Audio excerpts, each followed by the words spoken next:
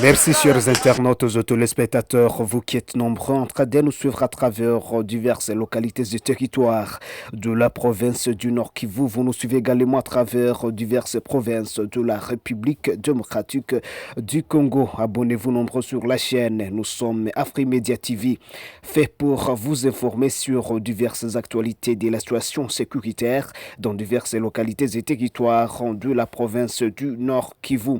Vous abonnez, c'est activer la cloche des notifications en dessous de cette vidéo portant la mention s'abonner. Cela vous permettra de trouver la suite de nos actualités.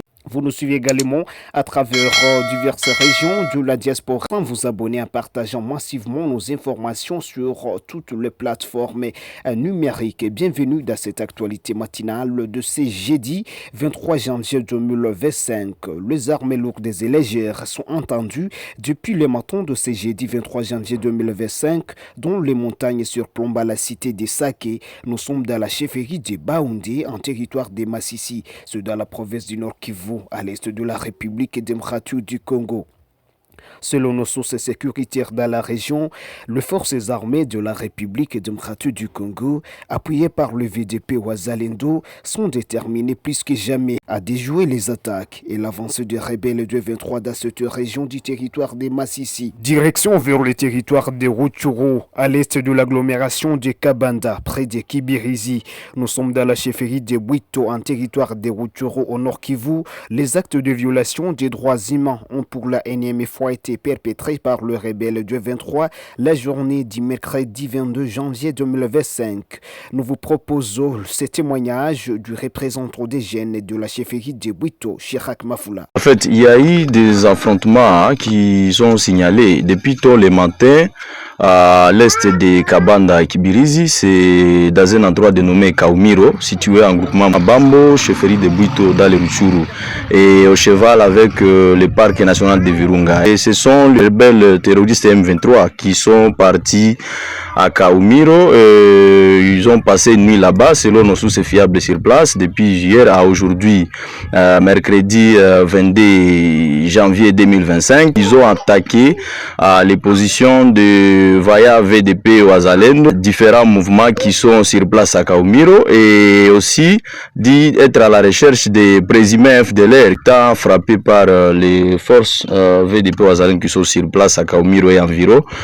Ils ont fini à tuer sauvagement ou criminellement les paisibles citoyens agriculteurs qui étaient dans les champs à Kaumiro et environ autour du parc national de Virunga. C'est vraiment une situation que nous déplorons parce qu'on nous signale qu'à ce moment il y a donc c'était dès le matin que ça tirait en armes lourdes et légères, et un moment où ils étaient en train d'égorger des paisibles populations. Selon nos sources concordantes dans la zone et sur place qui affirment cette nouvelle, et c'est pourquoi nous admettons la communauté nationale, régionale et internationale à témoin et de voir comment lever des sanctions contre ces terroristes et criminels qui ne cessent de massacrer les paisibles populations civiles après des attaques contre les forces loyalistes de la République et les VDP Wazalendo dans différents territoires de l'Est de la RDC, et dans les Rutshuru, dans les Massissi, dans les Nyiragongo, dans les Walikale, dans les sites de Lubero.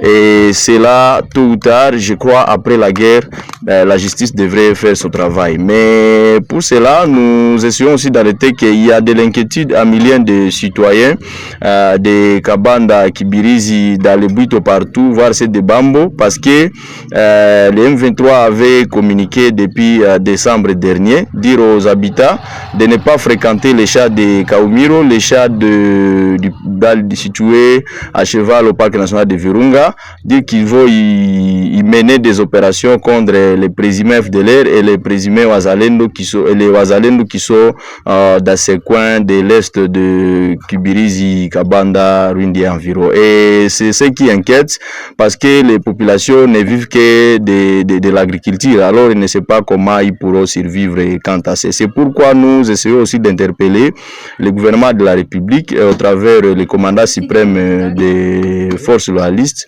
le président de la République, son excellence président Antoine Tshilombo et tous les staffs de son gouvernement, de voir comment au travers le ministère de la Défense et les forces de l'ordre et de sécurité, voir les FARDC, les VDP Wazalendo de partout, de voir comment relancer une guerre non-stop contre les terroristes M23 partout où ils sont, en vue de les empêcher de ne pas reconquérir d'autres entités et de libérer de force toutes les autres localités déjà sous les mains des terroristes M23 à Rutshuru, dans les Massissi, dans les Walikale, dans les Nyiragongo, dans les Lubero, voire dans les Sud Kivu où ils approchent. Mais aussi nous essayons d'interpeller et d'inviter les organisations humanitaires ou les ONG, État national, régional et international, qui sont opérationnels dans différents territoires de l'Est de la RDC, de voir comment renforcer leurs assistances à vivre et non vivre auprès des familles des vulnérables et déplacés internes qui sont ça et là dans les villes, localités qui sont encore sous contrôle du gouvernement. Chers internautes et téléspectateurs, finissons cette actualité matinale par ce communiqué de presse du gouvernorat du Nord Kivu. Communiqué de presse numéro 1 /CAB /GP-NK 2025. Il est porté à la connaissance de l'opinion publique du Nord Kivu que suite à la situation sécuritaire qui prévaut aux environs de la ville d'Egoma, causée par l'agression rwandaise sous le label du 23 AFC, notamment à son ouverture au lac Kivu, il est formellement interdit la navigation diurne et nocturne des petites embarcations pirogues sur le lac Kivu entre les provinces du Nord Kivu et Sud Kivu jusqu'à nouvel ordre. Sur ce, le service spécialisé sont instruits de veiller sur l'application de cette mesure. Les contrevenants subiront la rigueur de la loi. Fait à Gomon le 22 janvier 2025, le gouverneur de province Haï, Chirimwa Minkuba Peter, général-major. Chers internautes et téléspectateurs, merci d'avoir suivi cette série d'actualités sur notre chaîne. Nous sommes Afrimedia TV. Abonnez-vous nombreux sur la chaîne. Vous abonnez, c'est activer la cloche de notification avec la mention s'abonner en dessous de cette vidéo à travers toutes les plateformes numériques. Veuillez partager nos informations après vous être abonné. Cela vous permettra de trouver la suite de nos actualités à tout prix que nous allons poster de nouvelles informations cadrant avec l'évolution de la situation sécuritaire dans diverses localités de la province du Nord Kivu. Le peuple doit se mobiliser. Tout le monde se préparer pour confronter l'ennemi. Dans chaque village, les gens doivent prendre les armes, même les armes traditionnelles, les flèches, les lances et autre chose. L'essentiel est d'écraser l'ennemi, parce que sinon on va devenir l'esclave de ce petit messier de Hutu, de Tutsi plutôt.